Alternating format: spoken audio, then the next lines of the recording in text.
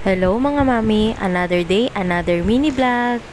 Pagkagising ko nga dito, niready ko na nga yung pakabayo para nga makapagplansya na ako ng uniform ni Kuya Mojo. By the way, hindi talaga ako umaga nagpaplansya ng mga uniform niya. Nire-ready ko nga lang yan kasi nga gawa ng may bisita ako kahapon. So sa gabi nga ako namamalansya kasi gawa nga din na sa gabi din ako gising at late na talaga ako nakakatulog. Mga mi, ewan ko kung ako lang pero simula talaga nung nagkaanak ako hanggang sa naging toddler sila, ginagabi na talaga ako ng tulog. Nung dalaga kasi ako, morning person talaga ako kasi nga maaga ako pumapasok. Kailangan pumasok ng maaga kasi maliliit. Yung tipong kaya kong gumising ng 4:30 AM para lang gumayak at pumasok sa eskwelahan. Pero dahil nga simula nga nung nagka-toddler ako, late na nga din ako nakakatulog dahil sa mga bata dahil late na nga din silang natutulog sa gabi. Katulad nga last year, 10 AM nga ang pasok ni Kuya Mojo. Pero ngayon nga nagbago yung schedule niya gawa ng kinder na sila, 8 AM na ang pasok hanggang 10 PM. Mga mi, dahil hands-on nga tayo sa ating mga chikiting, wala tayong mga gagawa kundi gumising ng mga aga at mag-adjust. Actually, hindi lang naman ako ang nag-a-adjust, pati si Kuya Mojo gawa nga ng nagbakasyon at nagbago ang schedule niya. Ginising ko na nga si Kuya Mojo dito kaso nga ayan nga't nagre-reklamo at inaantok pa nga daw siya. Late na kasi nakatulog yan kagabi. Pero ayan nga, makikita mo nga sa mukha niya yung pagre-reklamo. Nakakaawa man pero kailangan bumangon. Medyo nagdidiskusyon nga kami dito ni Mojo. Pinapaliwanag ko nga sa kanya na kailangan niyang pumasok.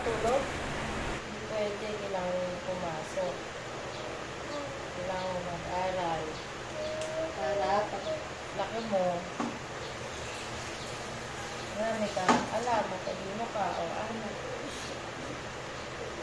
kailangan mo mag-aral, para matalino ka paglaki mo, para you can provide for your own family. Kawawa naman mga giving na apo ko, kapag ka nag-aaralan na. Ang napaka-umpisa sa ba? Ikaw umiyak.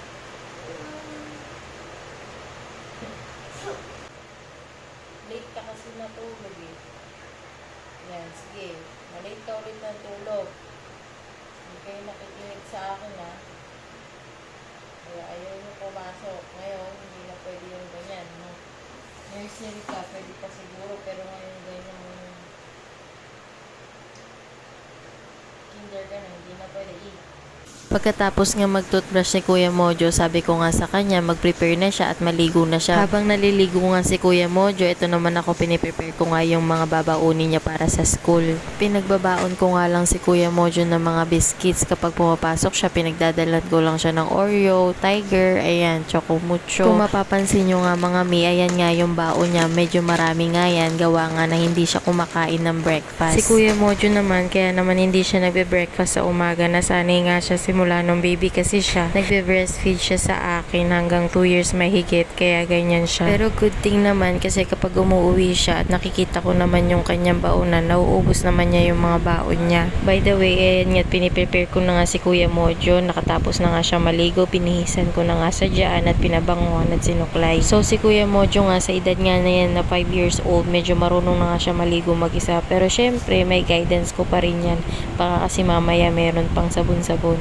Ang nakakatuwa nga dito kay Kuya Mojo, kapag ka nga ang isang bagay ay kaya niya nang gawin, siya na mismo magkukusa. Nakakatuwa nga kasi independent na siya. So tapos na nga gumayak si Kuya Mojo dyan, ay tinitingnan ko na nga lang kung maayos yung pagkakasuot sa kanyang uniform. Mas gusto ko kasi nakikita sila na malinis tignan kapag ka pumapasok o pumupunta kung saan. Isa kasi yan sa mga natutunan ko sa tatay ko at nanay ko, kapag ka pumapasok ka, kahit anong suot mo dapat malinis at planchado. Simula kasi nung nag-high school ako, tinuruan na kasi ako magplansya ng tatay ko. Kaya ayan, hanggang ngayon dinadala ko siya.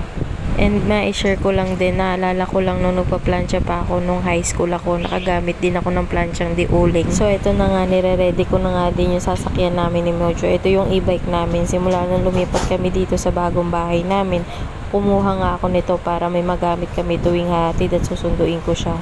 So medyo malapit nga lang yung school niya, kaya nung pagkahatid ko sa kanya, nakabalik din ako agad. Kaya pagka-uwi ko nga lang din, inayos ko na nga din yung mga dapat kong ayusin habang natutulog pa nga yung mga bata para hindi ako maistorbo habang naglilinis. Pagkatapos ko nga lang din magligpit-ligpit, sinunod ko na nga din tong lababo para malinis nga din. At ko na nga rin muna yan para naman makakilos ako na maayos dito sa lababo at walang paharang-harang. Ayoko kasi yung may ginagawa ako sa lababo tapos maliit yung space ko kaya nilinis ko muna. So ayan nga, nagpiprepare na nga muna ako ng pagkain. Meron kasi kaming natira kagabi na kaning lamig kaya ayan, isasangag ko muna siya para may makain kami pang umagahan. Though hindi talaga kami kumakain ng umagahan, gawa nga ng tanghali na nga din kami nagigising. Pero ayan nga, nagluto na lang din muna ako para paggising ni Kuya Thor ay nakapaghanda na rin ako ng kanyang kakainin. So ito nga, nag-slice nga muna ako ng isang Korean luncheon meat. Kalahati lang yung ginamit ko. Tapos bumili rin muna ako ng itlog, gawa nga ng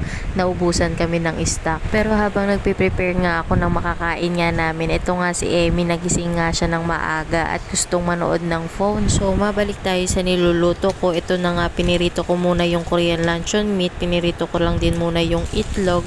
And then pagkatapos nga yan, pinagsama-sama ko na nga sila para maisangag. Ito nga yung mga nagpasarap dyan, yung pinaka-butter. Nilagyan ko lang din ng kaunting toyo at saka ng kaunting magic sarap.